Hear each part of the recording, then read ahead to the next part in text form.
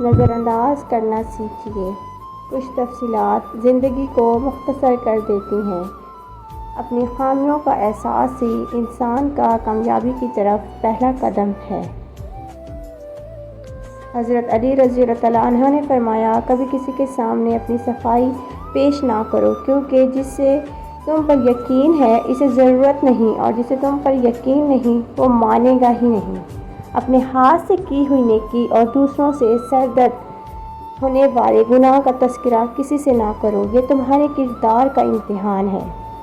اپنے ظرف کے پیمانے کا حساب خود ہی کیا جاتا ہے، اسے آزمانے والے پر چھوڑ دو۔ مشورہ بہت سستا ہے، ایک سے مانگو 10 لوگ دیں گے، اور مدد مہنگی 10 سے مانگو تو کوئی ایک دیتا ہے۔ تمہارا کیا ہے؟ سب کچھ اللہ کا ہے، یعنی کہ تم بھی۔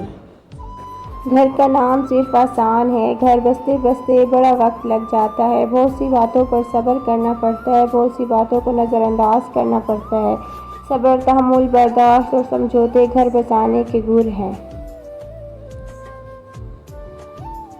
خوبیاں ڈھونڈنا بھی ایک خوبی ہے، اور عیب ڈھونڈنا بھی ایک عیب ہے۔ ہر انسان کو یہ قدر تو ہے، اگر مرنے کے بعد میری اولاد کا کیا ہوگا، لیکن کسی کو یہ فکر نہیں کہ مرنے کے بعد میرا کیا ہوگا۔ کچھ لوگ اتنے اچھا سبق سکھا دیتے ہیں کہ پھر ساری زندگی کسی اور سے کچھ سیکھنے کی طلب نہیں ہوتی۔ نفرت بھی بھلا کوئی کرنے کی چیز ہے۔ صبر کیجیے، رحم کیجیے، معاف کیجیے، جینے دیجیے، رحم دیجیے۔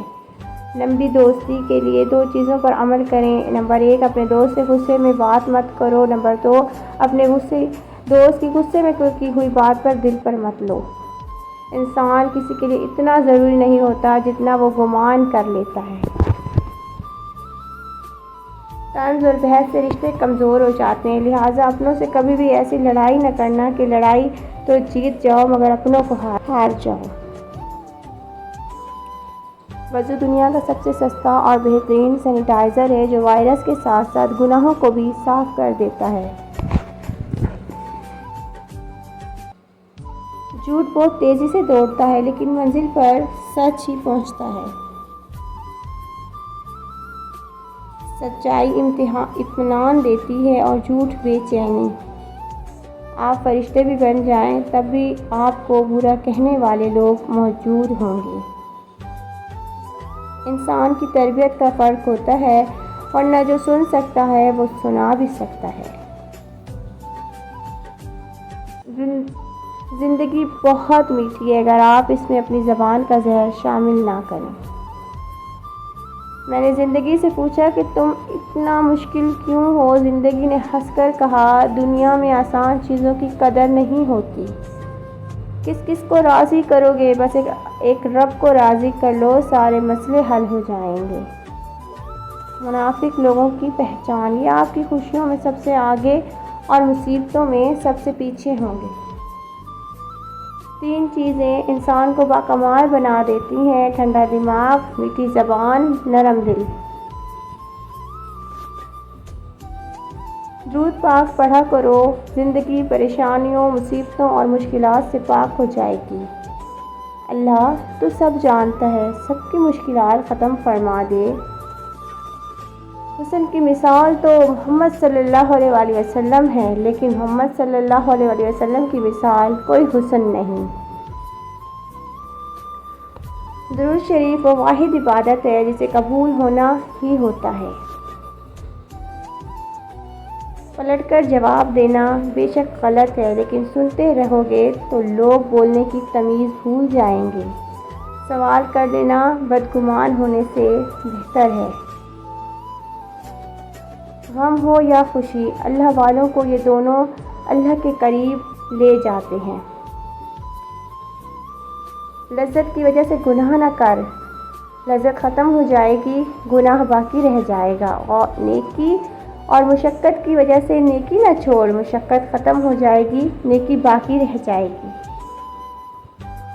اپنی نیکی چھپانا آپ کی سوچ کا امتحان ہے، اور دوسروں کے گناہ چھپانا آپ کے کردار کا امتحان ہے۔ بڑھاپے میں فرشتے بننے سے بہتر ہے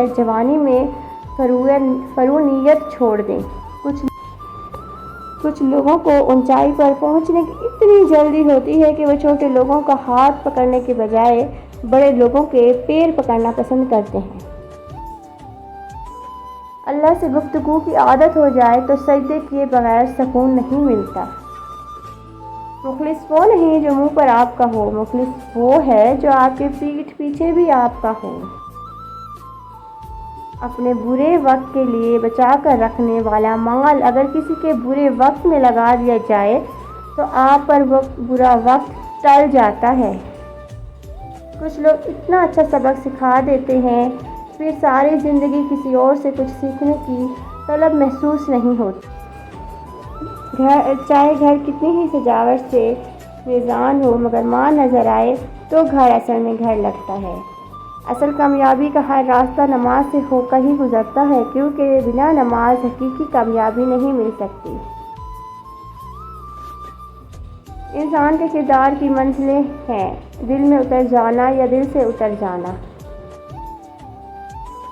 رسول صلی اللہ علیہ وآلہ وسلم نے فرمایا، اس نے مجھ پر ایک بار درود بھیجا، اللہ تعالیٰ اس پر 10 بار رحمت نازل فرماتا ہے۔ آپ کو لگتا ہے کہ روز محشر آپ سے صرف نماز اور روزے کا ہی پوچھا جائے گا تو شاید آپ غلط ہیں۔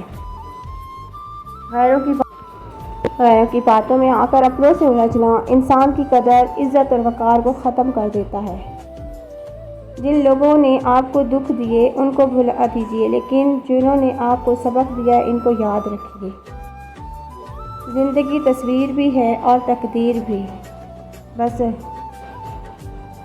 رات میں 2 کالے پہاڑوں کے درمیان پتھر کے اوپر ایک چونٹی رینگ رہی ہے۔ اس چونٹی کے رینگنے سے جو نشان پڑ رہے ہیں اللہ تعالیٰ اس کو بھی جانتا ہے۔ ماں باپ کے ساتھ تمہارا سلوک ایسی کہانی ہے جو لکھتے تم ہو لیکن تمہاری اولاد تمہیں پڑھ کر سناتی ہے۔ اپنوں کو جب کسی بات کا احساس دلانے کی نوبت آ جائے تو وہ اپنے نہیں رہتے۔